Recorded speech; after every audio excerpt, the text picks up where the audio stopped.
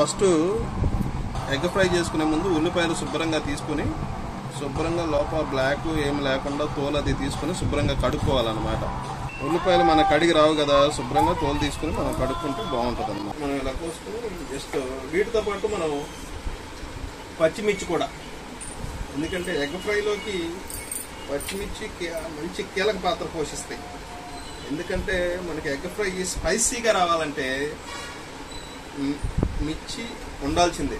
మిర్చి ఉంటేనే మనకి స్పైసీనెస్ వస్తుంది. అంటే మీరు తినలేకపోతే వేసుకోవచ్చు, తినగలిగిన వాళ్ళు మాత్రం మిక్స్ చేసుకోండి. ఆ మిర్చి టేస్టే వేరే ఉంటుంది. ఎందుకంటే మనకి ఎగ్ ఫ్రై స్పైసీగా రావాలంటే మిర్చి ఉండాల్సిందే.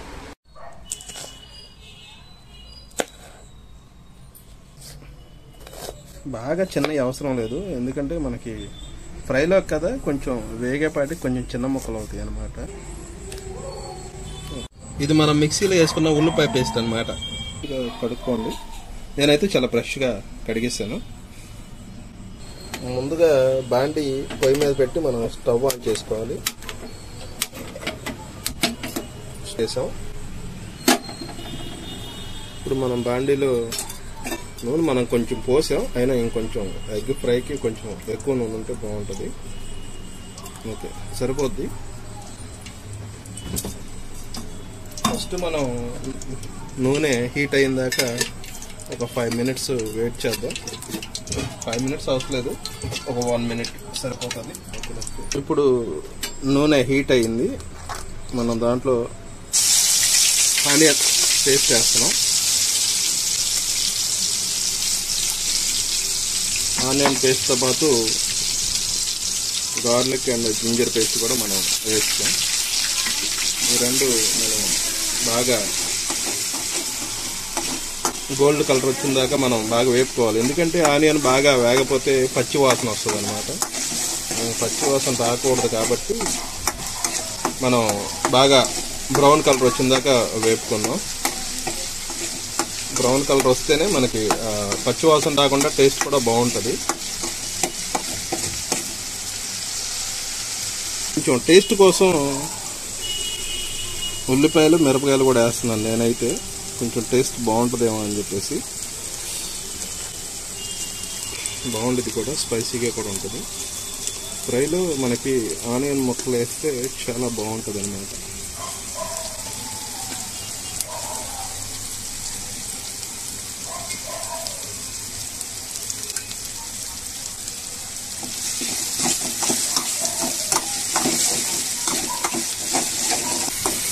మనం మీడియం ఫ్లేమ్లో పెట్టి వేపుకుంటే బాగా వేగుతుంది. హై ఫ్లేమ్లో పెడితే ఏమవుతుందంటే తొందరగా నల్లగా వచ్చేసి లోపల ఉడకదనమాట. అందుకని చెప్పేసి మనం మీడియంలోనే తక్కువలో పెట్టుకుని కొంచెం బాగా బ్రౌన్ కలర్ వచ్చిన దాకా వేయించుకుంటే చాలా బాగుంటుంది.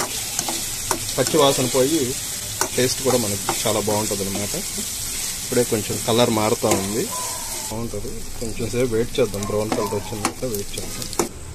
ఫిష్ ఎగ్స్ వేసుకుందాం.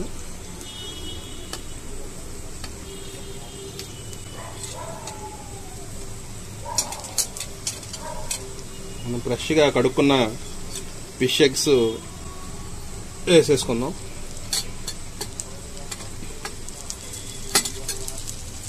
మనం ఫ్రెష్గా కడుక్కున్న ఫిష్ ఎగ్స్ వేసేసుకున్నాం. తిప్పుకోవాలన్నమాట అడుగంటకుండా. ఫస్ట్ మనం ఎగ్ ఫ్రైని చిన్న చిన్న కట్ చేస్తే పెద్ద ముక్కలు రాకుండా స్పైసీగా బాగుంటుంది.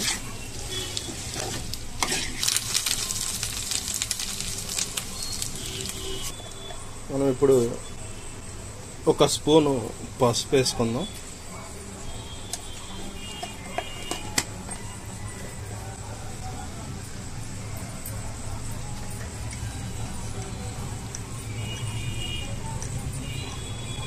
ఒక స్పూను సాల్ట్ వేసుకుందాం. ఎందుకంటే సాల్ట్ ఎక్కువ వేసుకోవద్దు, మనకు కావాలంటే తర్వాత చూసుకుని మళ్ళీ వేసుకోవచ్చు.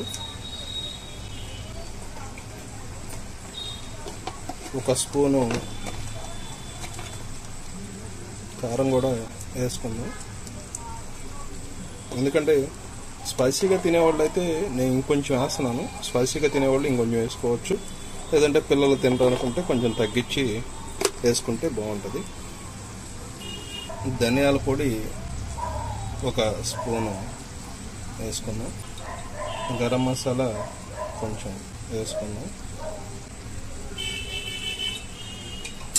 ఇప్పుడు మొత్తం మనం తిప్పుకున్నాం, మొత్తం కలిసేలాగా తిప్పుకుందాం అన్నమాట.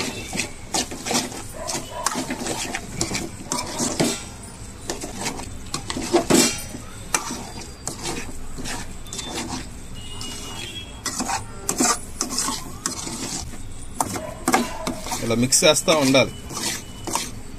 బాగా మిక్స్ చేసుకుంటే అడుగంటకుండా శుభ్రంగా ఫ్రై అవుతుంది.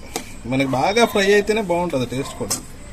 మనం బాగా డీప్గా ఫ్రై చేసుకుందాం. చూడటానికి ఎంత అద్భుతంగా ఉంటుందో. కొంచెం మనం ఫ్రై అవనిద్దాం. తినడానికి రెడీ అవ్వబోతూ ఉంది. కొంతసేపు వెయిట్ చేస్తే ఫ్రై టేస్టీగా లాగించవచ్చు.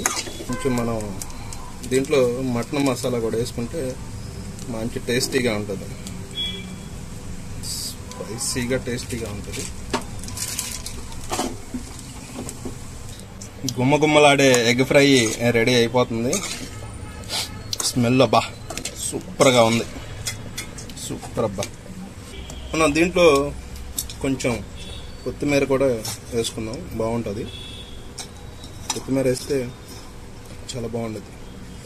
మనం దీంట్లో టేస్టీ కావాలంటే నిమ్మకాయ కూడా పిండుకోవచ్చు, చాలా బాగుంటుంది. నిమ్మకాయ కూడా పిండుకుంటే టేస్ట్ ఎలా ఉందో కొంచెం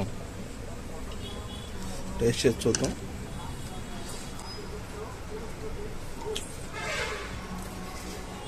సూపర్, చాలా బాగుంది అన్నమాట. Thank you friends. ఇంకా కొత్త వెరైటీలు మన ఛానల్ చూడటానికి సబ్స్క్రైబ్ చేసుకోండి. ఎందుకంటే మంచి వెరైటీగా టేస్టీ ఫుడ్ తింటేనే మన ఆరోగ్యం హెల్తీగా ఉంటుంది. ఇక మనం స్టవ్ ఆఫ్ చేసుకుందాం.